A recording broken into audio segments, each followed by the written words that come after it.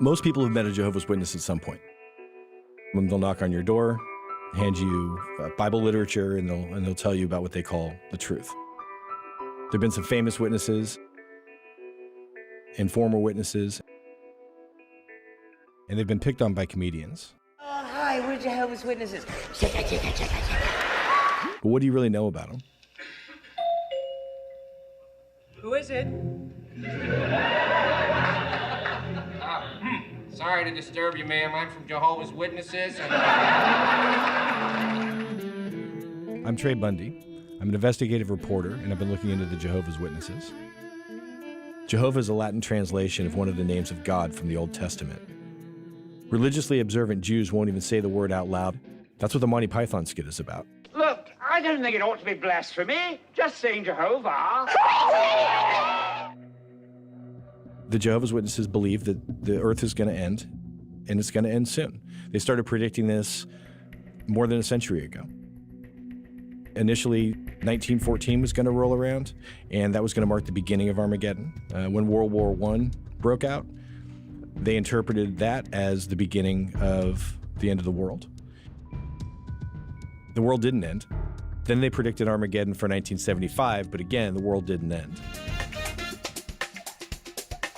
So at this point, they're basically saying the end is imminent.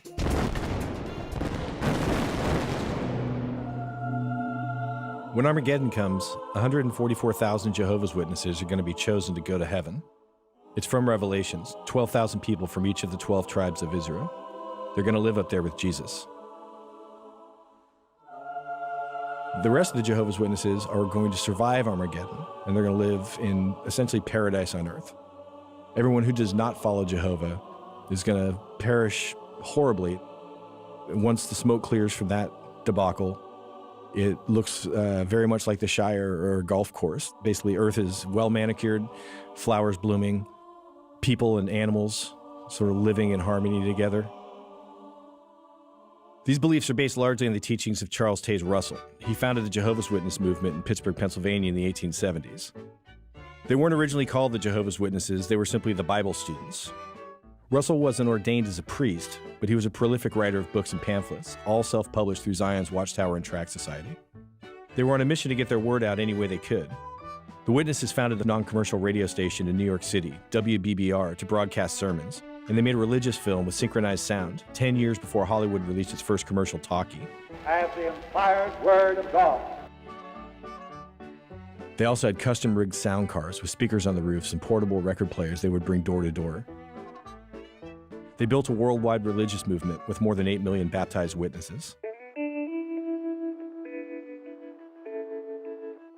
Because they say they can't confirm when Jesus was actually born, they don't celebrate Christmas. Because they believe that the government is controlled by Satan, they don't join the military or salute the flag. They don't accept blood transfusions, they don't celebrate birthdays. They don't consider themselves part of the world. And yet the Watchtower organization has accumulated a lot of real estate. They set up their worldwide headquarters in Brooklyn, New York in 1908, and that real estate value has skyrocketed. They recently sold 5 of their Brooklyn properties for more than $350 million. And what they're actually doing is they're moving their headquarters to upstate New York to a town called Warwick, where they're in the process right now of building a compound. And they're still going door to door teaching their version of the Bible, because that's how they interpret the New Testament. When he sent out his early disciples, Jesus directed them to go to the homes of the people.